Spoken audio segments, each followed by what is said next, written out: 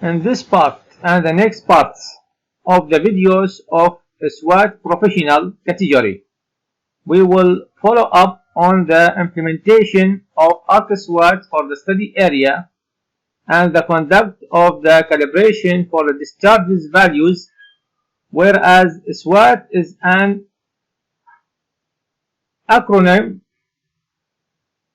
for SWOT and Water Assessment Tool, and ArcSWOT is an ArcGIS ArcView extension and interface for SWOT.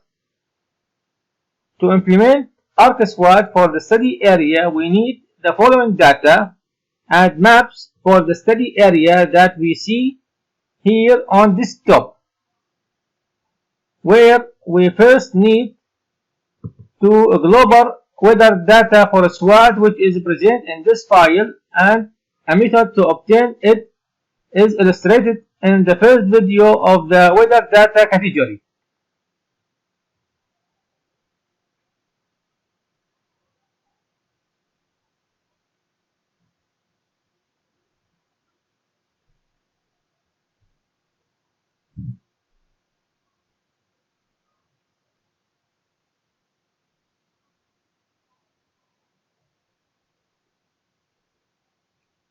Second, we need dam sites and other important sites in the study area, which are located inside this file with the title Dams Locations.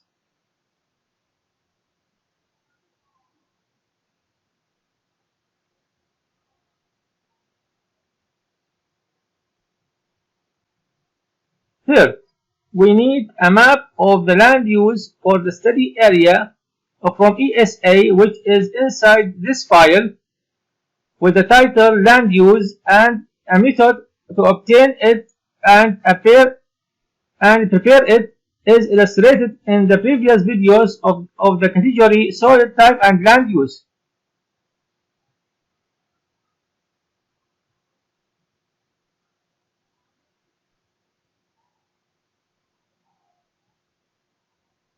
Fourth, we need a soil type map for the study area from Digital Soil Map of the World DSMW, which is inside this file entitled Soil Type, and the method for obtaining and preparing it is illustrated in the previous videos of the category Soil Type and Land Use.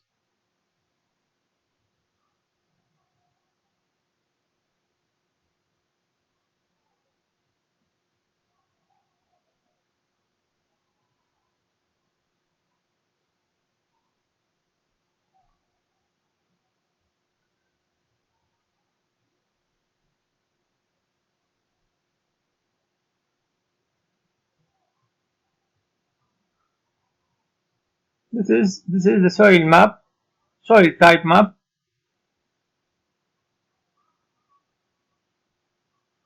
And this is the land use map. Fifth, we need a soil type. Fifth, we need a USGSDM map for the study area, and it is titled Laser Zap DEM. The method for preparing it is shown in the previous video.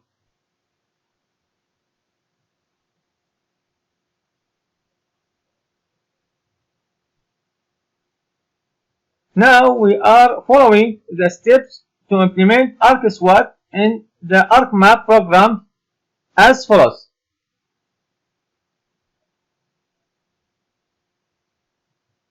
Where we make a file for the project on the desktop,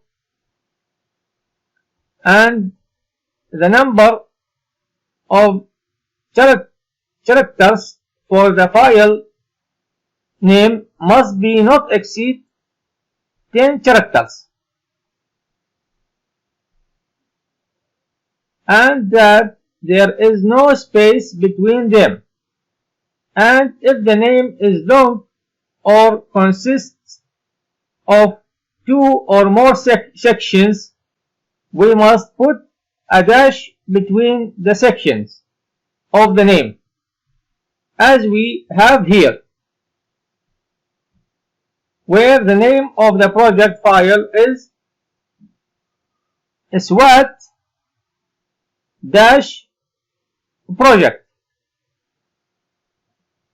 as we see.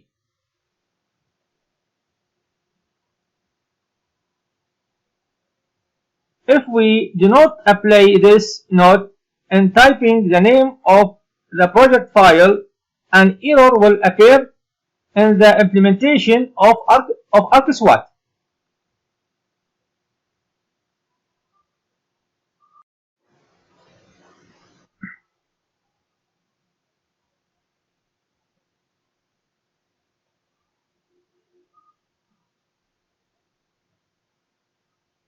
Now we go to ArcMap, which contains the ArcSWAT menu bar, whereas the first menu is titled SWAT Project Setup, the second menu is titled Watershed Delineator, the third menu is titled HRU Analysis, the fourth menu is titled Write Input Tables, the fifth menu is titled Edit SWAT Input, and the sixth menu is titled SWAT Simulation. Now we go to the first menu titled SWAT Project Setup, and in it we click on a new SWAT project. Then we click on No. The project directory, in the project directory field, we set a project path where we go to the project file in the following path: desktop,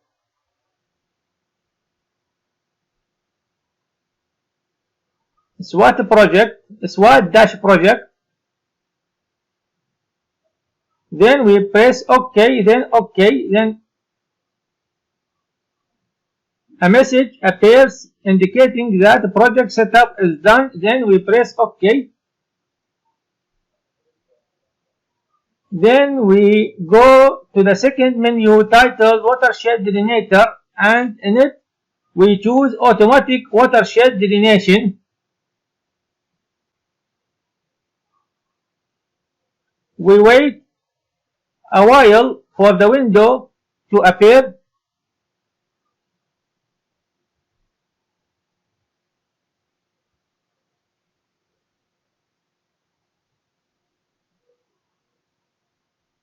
A window entitled Watershed Delineation appears, in which we go to Open DEM Raster and click on Open File. Then if DEM is present in the table of content, we choose Open from Map, and if it does not exist, we choose Open from Disk. Then we press OK.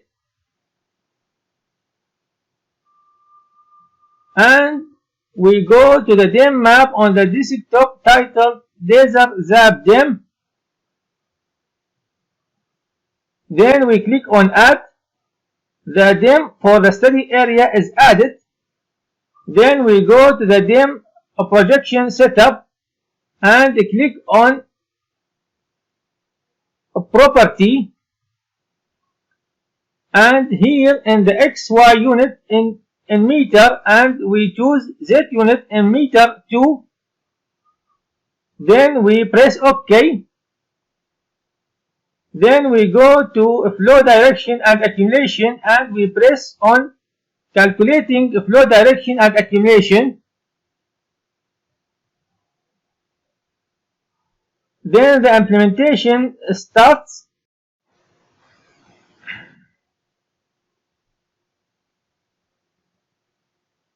And a message appears indicating that end of the DEM grid pre-processing. Then we press OK. Then we go to Stream Network, create streams and outlet, and we press on creating stream and outlet.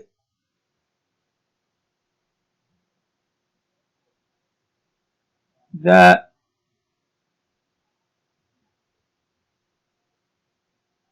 implementation starts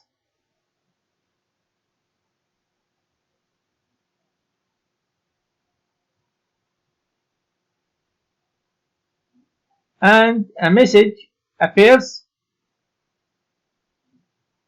indicating that the end of stream preprocessing. Then we press OK. Then the flow lines of a study area appear as we see. Then we go to outlet and inlet definition, and in it we choose subbasin, inlet or drain, watershed or point source input.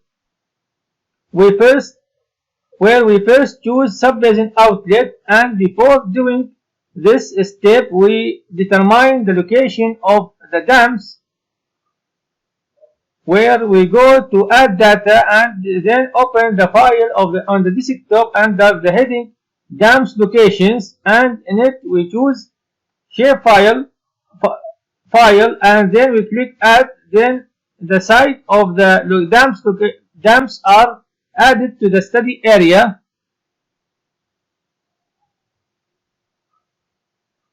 Then we go back to the watershed delineation window.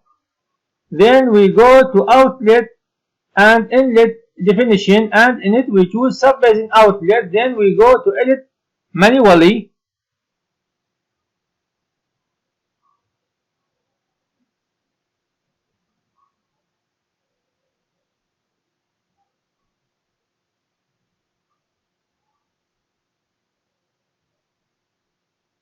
Then we go to edit manually and we press add point. Then OK. Then we determine the location of the subbasin outlet on the flow line of the study area basin. Then we make a left click on the outlet site. Here it should be noted that we must put outlet points on the site of the dams also in the study area by making a left click on the site of the dams as we see.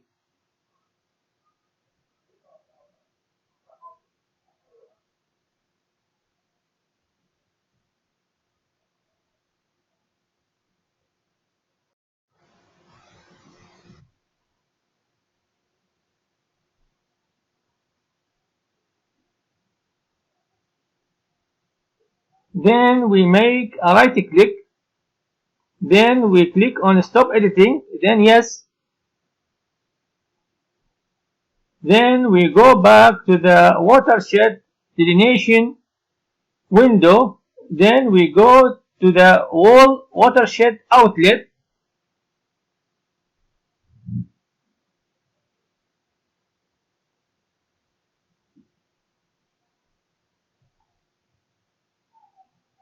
And click on select. Then we go to the outlet site for the study area and we define it by making a square around it by holding down the left mouse button, and after selecting the outlet we press OK. Then we go to delineate watershed and click on delineating watershed.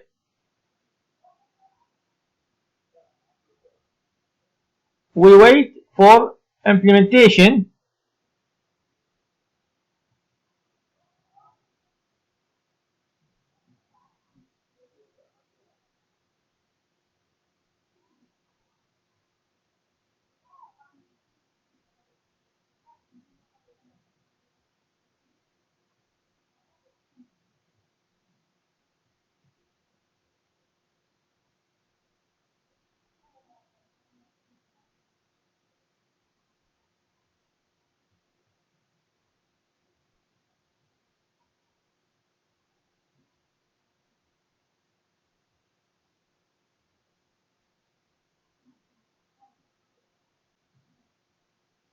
A message appears indicating that watershed delineation is done. Then we press OK.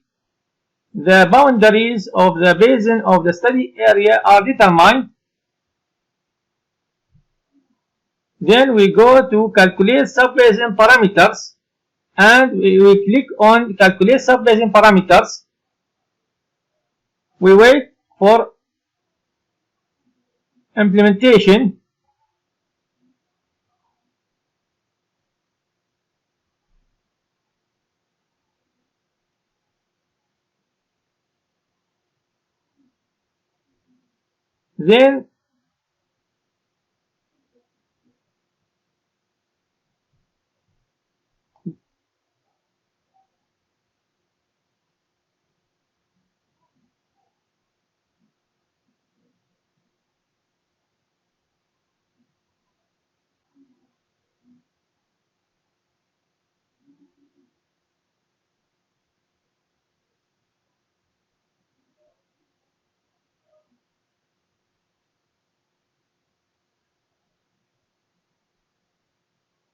Then a message appears indicating that subbasin parameters calculation successfully done. Then we press OK.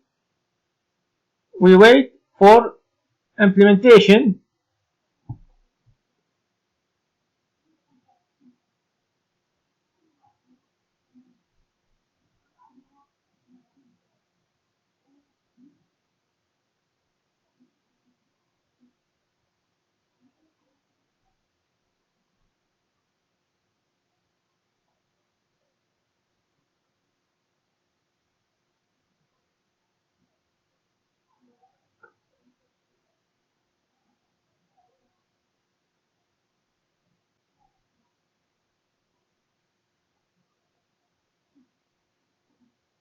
Then we go back to the watershed delineation window. Then we go to add or delete reservoir.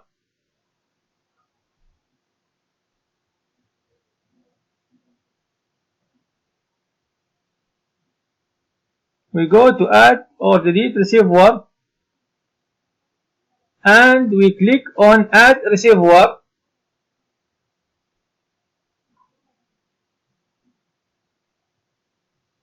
Then we press OK.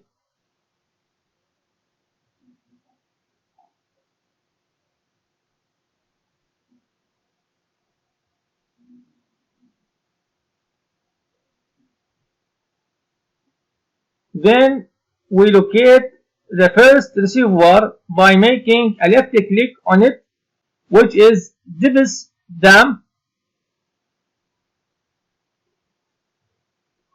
Then we locate the second reservoir by making a left click on it, which is Dokan Dam. Dokan Dam.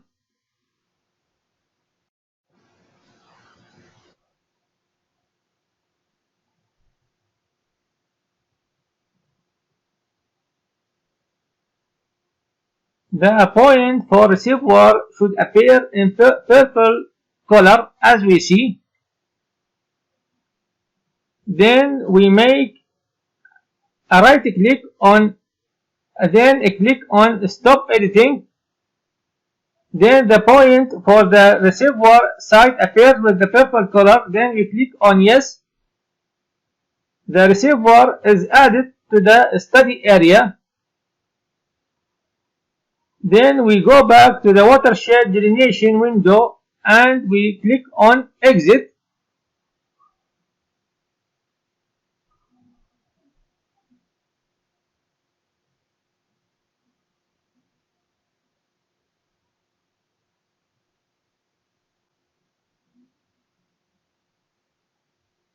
Details about the location of dams can be viewed in the table of content in the layer titled Monitoring Point, where we make a right click on it, then open attribute table. This table appears.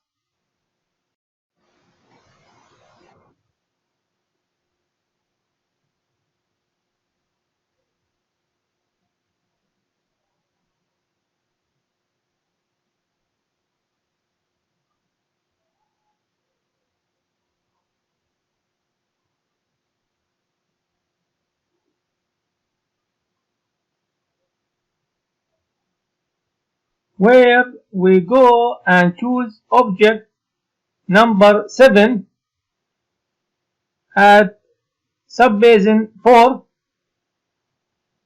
which represents the Dokkan Dam site, where the type code for it is T or tank.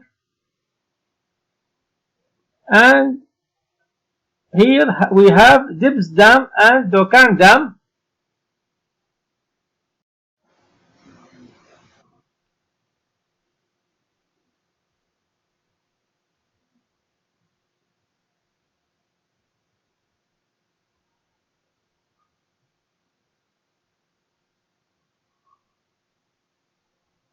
And to preview the topographical report after determining the boundaries of the basin of the study area, we go to the second menu entitled Watershed Delineator, and in it we choose Watershed Reports. Then we select Topographic Report. Then we press OK. A topographic report appears for the study area, as we see.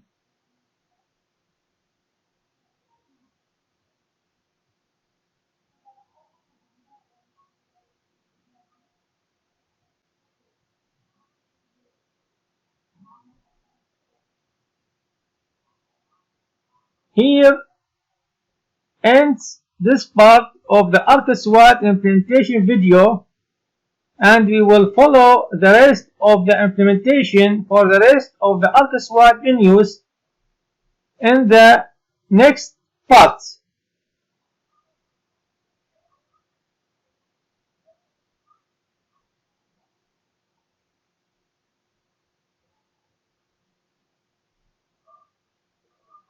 Now we save the project by clicking on Save.